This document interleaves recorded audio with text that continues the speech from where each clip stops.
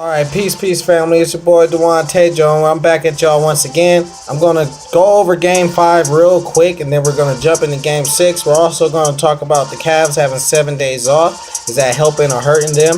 And then we're going to talk about Lonzo Ball last, and we're going to do that real quick because I feel Adidas missed out on a great opportunity, even though the company merger thing, we all seen that wasn't going to happen. So let's just go into Game 5. I'm going to talk about everything that we did wrong first. So we gave Luke Mbamute 36 minutes. He only gave us 7 points and 4 rebounds. That was a waste of minutes. I would have rather seen Austin Rivers on the floor a little bit more, even though he came back fresh off the injury. You know, Chris Paul gave us 28 points, 10 of 19 shooting. He gave us 9 assists and 4 rebounds. You know, better yet, 4 defensive rebounds, so he did his thing. JJ Redick gave us 26 points. He also gave us 3 for 7 from the field. If you're talking three-pointers, he went 7 for 12 in the field overall. Had 3 rebounds. So we were doing pretty solid with the basic threes with DeAndre Jordan's 14 points, Chris Paul's 28 points, and then we had JJ Redick's 26 points. But everything that we did wrong was we just did not have no help from the others. Paul Pierce was not a factor. Austin Rivers just came back. Raymond Felton was not a factor. Brandon Bass was on the floor for no reason. Wesley Johnson was not a factor. So it was just bad. Now, if we're going to talk about what the Utah Jazz did right, well, we're going to automatically have to talk about Gordon Hayward's 27 points and his 8 rebounds to go along with his 4 assists. Where was our defense on him? We were just absent on that. You feel me? We also allowed Boris Diaw to score 10 points when it mattered. It's not that he just scored 10 points on 14 minutes. He scored that 10 points when it mattered, and it hurt us. We only lost the game by a total of 4 points.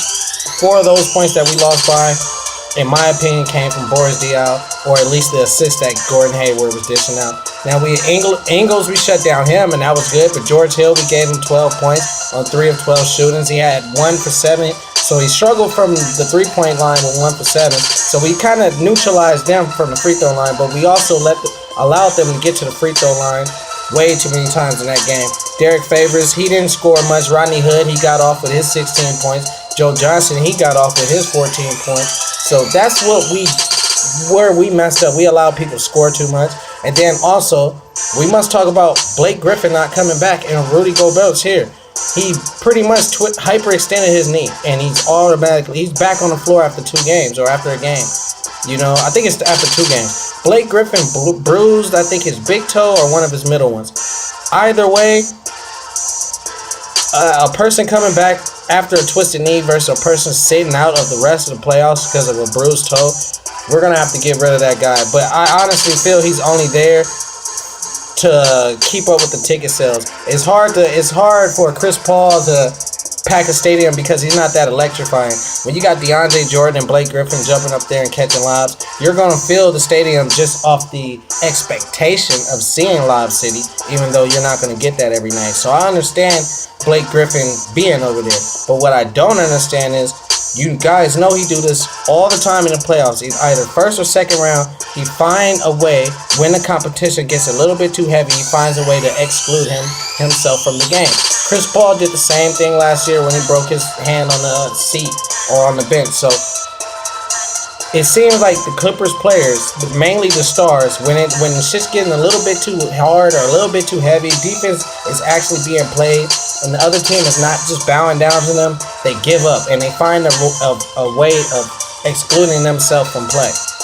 Blake Griffin, by all means, in my opinion, is not hurt, because if you look at it, you have football players that go out there and play with broken fingers, catch passes, and you got people that go out there with pulled hamstrings and play. And this guy got some bruised toe, and he's our power forward. The only reason why I see him still being there after his lackluster performance the past 3 seasons is the fact that he won a dunking contest and he can pack a stadium. So moving right along to Game 6, Blake's not there. We really don't have no presence in the paint no more. We got DeAndre Jordan, Maurice Spates really don't give a good effort on. Well, I'm not saying he don't give a good effort on the defensive end. It's just like he does what he can. He's not elite. You feel me? So I'm not going to go and give the nuts to the Utah Jazz, but they have the higher chance of closing us out tonight. So now we're going to move right along into LeBron James, Kyrie Irving, Kevin Love, Kyle Korver, Tristan Thompson, and the Cleveland Cavaliers. Have that 7-day rest help them or hurt them? I think it helped them because going into the series, the first 2 games, you can kind of see the fatigue on the players. They weren't really well rested, especially the game they almost lost. Game 2 when LeBron them had to come back, they were down by like 26 points and they came right back. So you can see like they were kind of a little bit off. They were kind of a little bit like mentally tired and physically as well. Some of those fast breaks, they were like their defense is nowhere near the offense of the Indiana Pacers.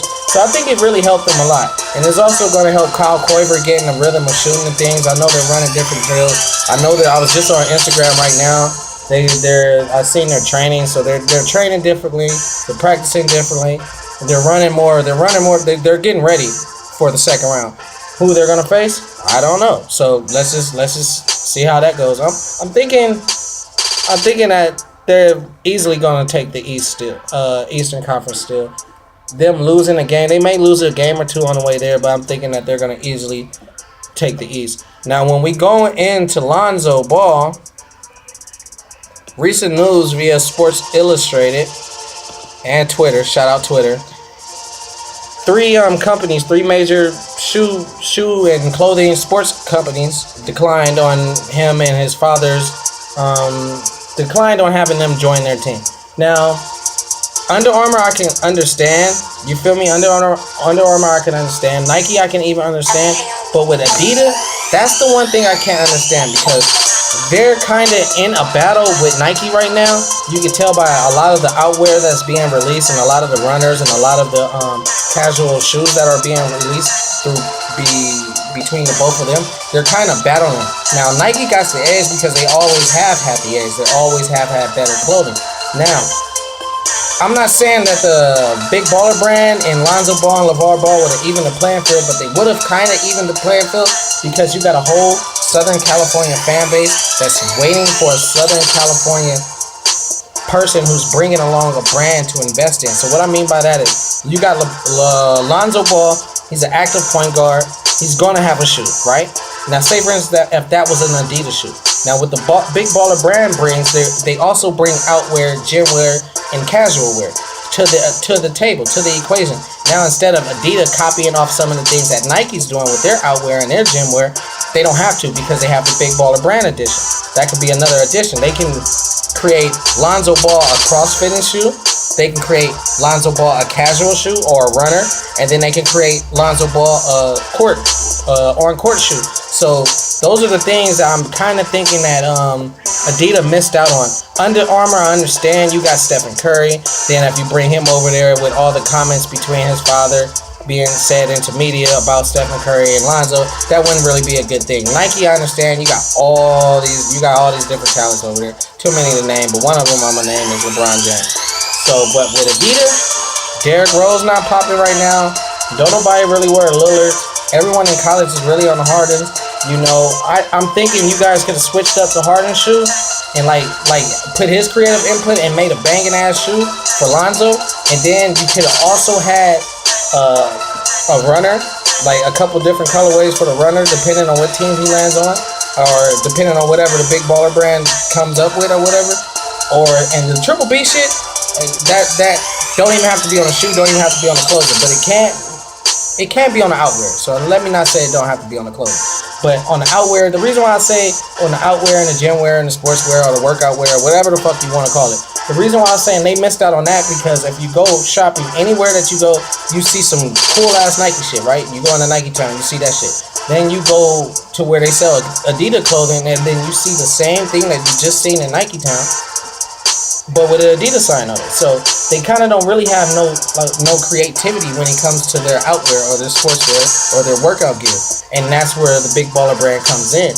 Their sweaters are pretty cool. You feel me? You just switch it up a little bit, make those B's kind of small because it's kind of like generic. That's like Target.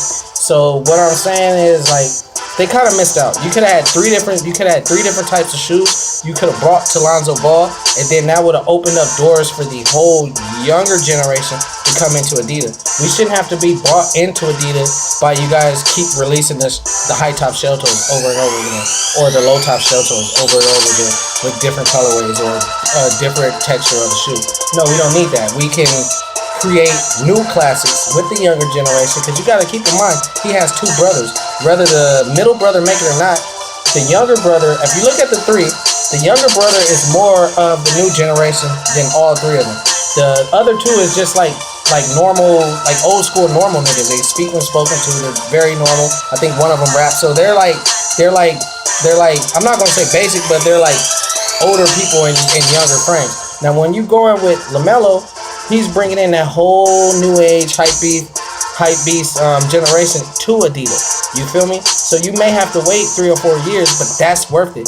Having him over there is more worth it than having Lonzo over there, in my opinion, because you're bringing a completely different generation, a completely different demographic of people into Adidas. That's gonna have that has a different style of dress. That has a different style of what they put on their feet and what they go about wearing on a day-to-day. And that's why I'm feeling that Adidas missed out with Lonzo Ball, because there's so many different factors, there's so many different things, there's so many different ways you could have branded Lonzo with your team that could have helped you compete with Nike going into the future. Because you got to keep in mind, a lot of stuff that Nike has, it's not just off of basketball, it's not just off of football.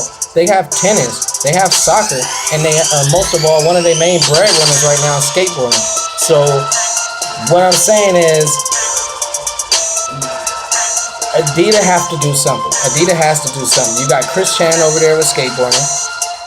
You have Damian Lillard. You have James Harden with basketball. You should have brought Lonzo, because Lonzo brings in a different creative vibe as far as it goes to your outwear, as far as it goes to your gym wear, your post-workout, your pre-workout, you know, even your casual wear.